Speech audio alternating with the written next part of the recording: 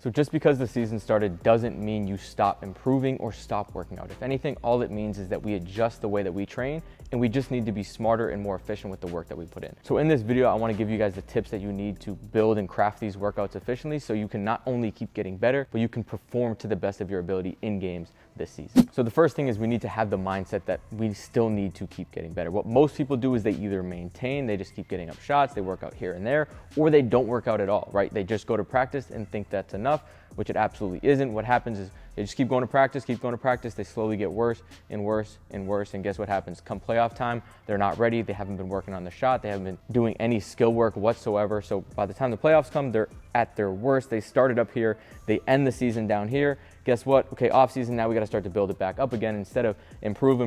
By the playoffs, you're at your absolute best, and then start of the off season, you're actually better than when you started the season. Now, with that said, we can't be training just as hard or training the same way that we were doing in the off season. During the season, if we do, we're probably going to get hurt, or we're just not going to be performing to the best of our ability. So we need to understand now, in the off season, we're training for improvement.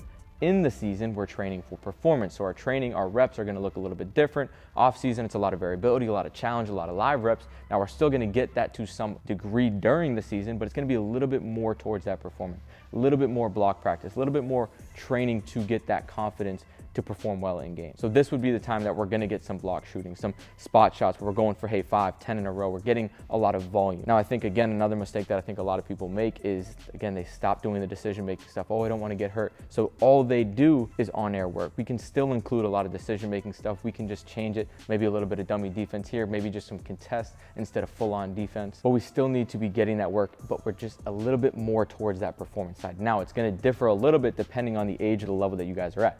For example, say you're 6th, 7th, 8th grade, your performance in games isn't the end all be all. Okay, if you score 7 points or 27 points in 7th grade, it's not gonna really matter if you get to a college or get a scholarship or go play pro. So what we still wanna be focusing on at that level is mostly learning, mostly improvement. So our training is still gonna look a lot like the off season, especially because you're not practicing every day in middle school. Now, if you're a pro, you're in college, this needs to be a lot more specific. We need to be training almost strictly for performance, because if you don't perform, you're either gonna lose your scholarship, you're gonna lose that contract, and you're not even gonna get to play next year as it is. So keep this in mind. It's not just one size fits all. It's a spectrum, and it really depends where you guys are at in your player development career and really what age you guys are in general. Now, the third thing is, again, this is gonna be a sliding scale. We're gonna train a lot more specific to our role. In the off season, we're trying to expand that role. Maybe you're a point guard. Okay, I'm trying to build my shot. I'm trying to build this. Maybe you're a shooter. Okay, I'm trying to build my handle, build my finishing. Come the season, we're gonna switch to really just focusing on what we're gonna do in games. Maybe 10, 20%, we're trying to continue to build outside of that a little bit, get some extra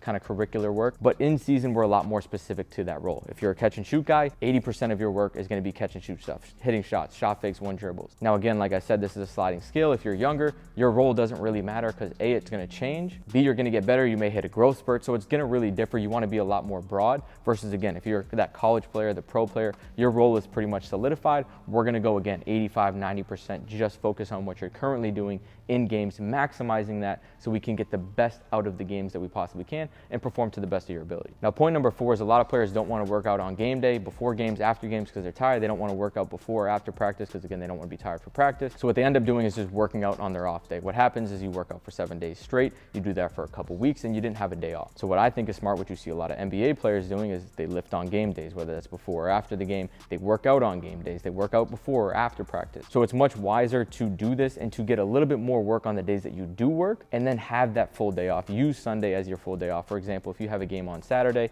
maybe you lift after the game on Saturday, maybe you get a little bit of shots up, and then you take Sunday off. You're getting a little bit more volume on the days that you are working, and the day that you have off, you're allowing yourself to just kind of be away from the gym and fully rest and recover for the next week ahead. Now, the last point, which pretty much encapsulates everything, is get what you're not getting enough of in practice. Now, this is from a volume standpoint, this is from a decision-making standpoint, and this is from a skill standpoint. Say you're a point guard and you got a lot of reps handling the basketball, but not a lot shooting. Okay, after practice, you're gonna get a lot of reps shooting because you didn't get that in practice. If you're a shooter, maybe you got high volume shooting work, but not a lot of decision-making work. Okay, after practice, hey, one-on-one, let's just do some closeouts, let's work on shooting, making those decisions off the shot. So it really all depends on what you guys need as a player, but get what you're not getting getting enough of in practice. Like I said, from a volume standpoint, decision-making standpoint, and from a skill standpoint. So we want to make sure that that skill work or what you're doing after, again, still fits your role, still fits the volume that we're trying to go for and not overdoing it. But this is going to be crucial to keep your skill sharp throughout the entire season and make sure you're not just lagging in one area for weeks and weeks and weeks, and then by then it's too late. So if you guys got a lot out of this video, drop a comment, like, hit the subscribe button. We are trying to get to 100,000 subs, so I would really appreciate it